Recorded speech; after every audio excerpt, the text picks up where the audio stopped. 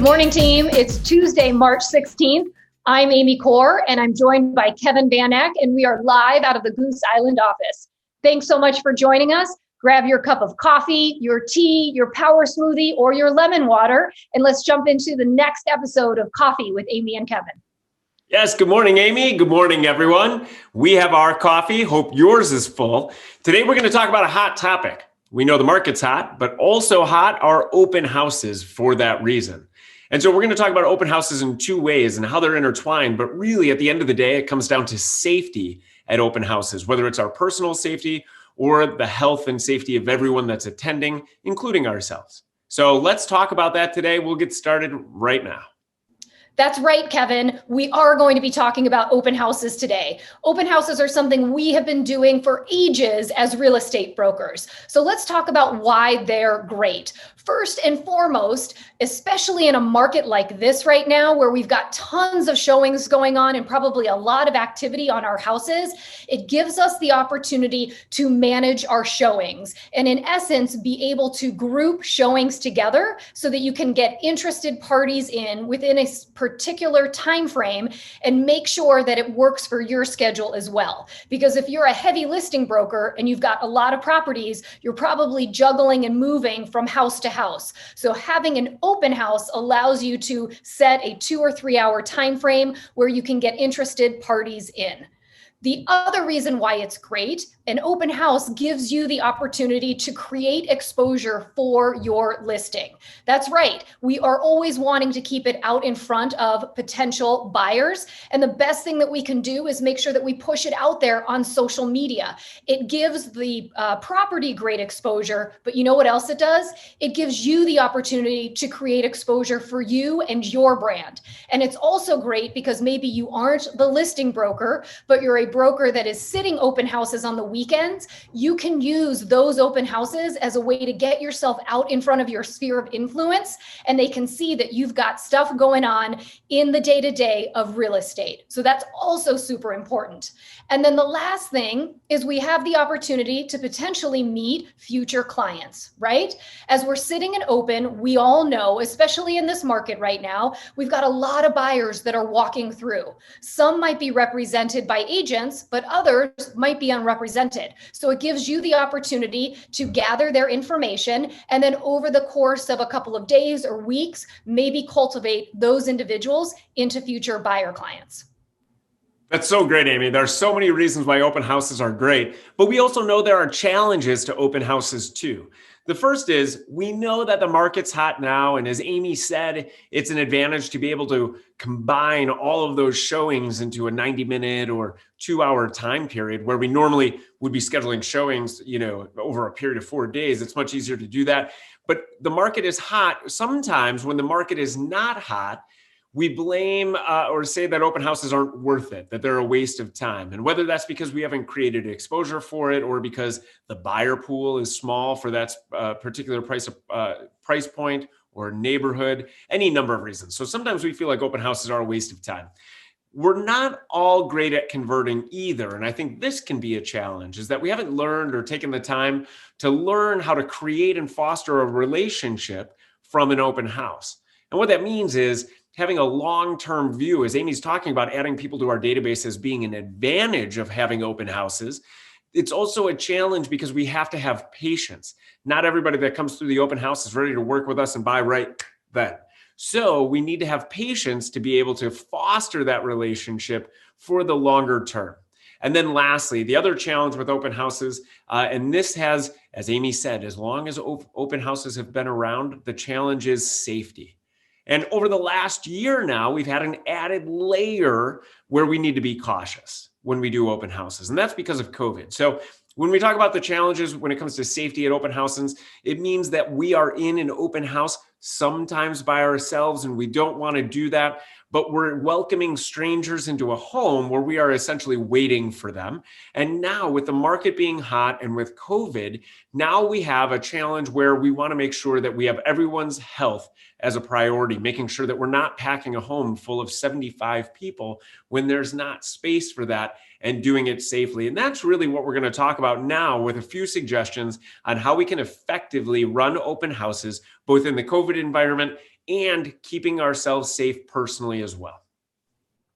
That's right, Kevin. And preparation is really key. And I know we all get busy, and sometimes it's Sunday morning and we're throwing our signs into the back of our car and we're flying to our open house. It happens to all of us. But I tell you, the more that you can prepare, the better off you're going to be in the long term. And honestly, the better an open house you'll end up operating or running. So the first thing that you want to think about is making sure your seller is prepared ahead of time. This is a partnership, and it's their responsibility to make sure that the house is in great shape and ready to go, so that when you do show up, it's just the added finesse that you have to put on it to make sure that you're ready to welcome visitors who are coming in. So just like showings, we want to make sure to let our seller know to have the house looking good. And that includes things like lighting the candles. I'm a big, ambiance person. So candles on, lights on, music on, really having it set to go so that when somebody walks in, a buyer thinks, God, I'd love to live here, right? So we let our seller know to make sure that they prep the open house ahead of time. Then, and back to what Kevin was talking about, this almost marks the year anniversary of when a lot of things changed for us. And we had to start thinking about COVID and the impact that played when we were interacting with buyers and sellers. So you want to make sure that you show up early enough too, and that you have enough time to set everything up the way that you need to. You can get your signs out in front, and then you make sure that you've got your listing sheets, you've got everything that you need to have ready when somebody walks through the door. What you're also going to need to make sure that you've got is your open house kit that would include sanitizer, extra masks. Not every buyer may walk in ready to walk through safely. So you want to also make sure that you've got masks for anyone who needs one. Paper towels. You want to make sure that you've got, again, the opportunity to be able to sanitize or wipe down so that individuals feel safe as they're coming in and out. Then you also want to make sure that you have outlined open house instructions. Again, in this world of where we're trying to operate safely, it's more important than ever that a buyer coming in or potential visitors coming in know how you want them to conduct themselves as they're walking through the house. All right. And then you also want to make sure that you have a scheduling sheet. This can be really important when it's a very busy open house. You may actually want to welcome people in and then have some control over how and when each group walks through the open house so that it's safe. And it gives everybody their own amount of time to walk through the house on their own and feel comfortable and safe. You can also set up your @open ahead of time. So this is our @opens app. That allows you to make sure that people can sign in safely. And what you can also do is set up your QR code through the @opens. And what that will allow you to do is when a potential visitor comes through to the open house, they can, instead of going onto your iPad, you can have them scan the QR code. And then that will allow the information to populate on their phone, and they can enter in their contact info without even having to touch your iPad or anything in the property. Okay. Here's the other thing. If it is not your listing, the other thing you want to think about in regards to preparing for a great open house is make sure you do your homework. It is not the listing broker's job to make sure you're fully prepared. So if you haven't been in the house yet and you're going to be sitting it for a colleague, make sure to visit the house ahead of time. Make sure you pull the listing sheet. Make sure you ask any questions of that listing agent so that when you're sitting the open, you can be as knowledgeable as possible for people walking in.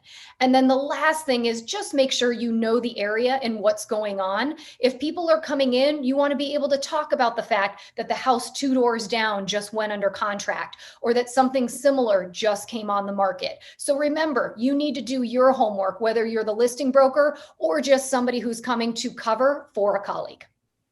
That's great, Amy. Me too. I love ambiance. So lighting those candles in an open house, wonderful. So let's talk about communication. Amy just touched on it, communication during the open house. A lot of what Amy just shared are things that we need to be able to communicate during the open house to attendees. And so the first is communication before the open house starts. And this is really communicate, whether it's in the MLS, in the listing copy, and also the broker copy just for brokers. Put in there that you are accepting appointments ahead of time to make sure that agents and their buyers get priority to come into the open house. Again, when there's 75 people showing up, let's give priority to those that maybe booked appointments ahead of time. So it's a good way to pace it out and make sure that you don't end up with an overwhelming amount of people in the open house. The second thing when it comes to communication is have those open house instructions ready and printed and able to hand out. And those are the instructions that Amy mentioned. The instructions so that we can set expectations for attendees on what the open house process is going to be like, especially if you've got a line around the corner. So the biggest one is this 1 in, 1 out. And that means, again, not filling an open house or filling a property with 50 people. And with that, let's remember how it feels to a buyer when a property is full of people. It feels small, it feels crowded. So this is a double whammy, really, the 1 in, 1 out. It ensures that we're staying safe and socially distancing and all of that, but it also allows the buyer to feel what it's like if it's just them in the property versus crowding the family room, the living room, the kitchen with a ton of people where they don't get a feel for the space. And then make sure that the instructions include that they have to wear a mask, advising them not to touch surfaces within the home, and then also to limit their own attendees that they're bringing with them. Meaning, ideally they're not bringing, children with, they're not bringing unnecessary parties, the parents, hopefully groups don't have groups of 6 people walking through a property unnecessarily when 4 of those people aren't the decision makers. And then lastly, with this communication, being able to communicate one way in and one way out, meaning so people aren't crossing or standing. If it's possible within the home, be sure to have the routes mapped out. And whoever's helping you, we're going to talk about that in just a second, that someone is helping you guide the attendees through the process and handing out the sheets and making sure everyone is sanitized, etc. Really great points, Kevin. And to the point that you just alluded to, I want to talk about open houses and not going them alone. So let's face it, there's really 2 reasons why we would look at that. The first is safety, and that is your safety. We always want to make sure that you feel really comfortable when you're working. And we know that with open houses, depending on, how active they can be, we have a lot of strangers or people that we don't know that are coming into a property. And sometimes that can be scary. And I think as brokers, unfortunately, sometimes we're so focused on selling the house and pleasing our clients, we tend to put our safety or our security second to that. So it's something for us to, of course, be thinking about. But the second reason in this market in particular that not doing it alone can be really helpful is for crowd control. As Kevin was just talking about before, in this market right now, we are seeing open houses where on a Sunday, people are getting 30 and 40 groups through. That's a lot to manage on your own. So, you need to have a system set up that's going to help you be able to manage those amount of people,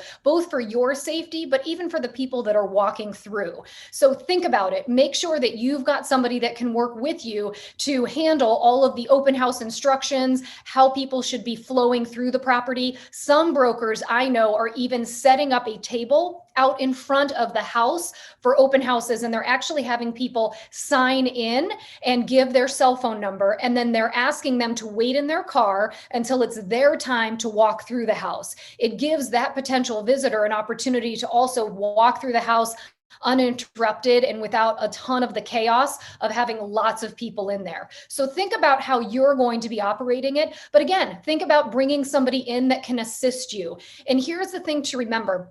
If you are bringing in someone to help, we all know that we're all working to grow our businesses, right? So if you're asking somebody as the listing broker to come in and support you, you want to think about how is that going to work in case there are opportunities for leads. So you could decide that you would bring somebody in and maybe pay them hourly. So you might pay a colleague to come in and sit the open for you, which is great. If you aren't paying them, we all know that brokers tend to sit open houses with the possibility of finding unrepresented buyer leads, which is great. All we would suggest is make sure to have the conversation up front and talk through how together you're going to handle any leads that may come through. You can split them, or you can even choose to maybe share those potential opportunities, but just communicate about it ahead of time so that there's no confusion later on afterwards, after the open house is over and there's any remaining leads. That's so great. And the theme that ran through all of this is really preparation. Preparation before the open house with your seller, preparation and how the process is going to work, and prepping other buyers and agents. Prepping, in this case, if you are working with someone, how you will work together, what happens with the leads, all great tips.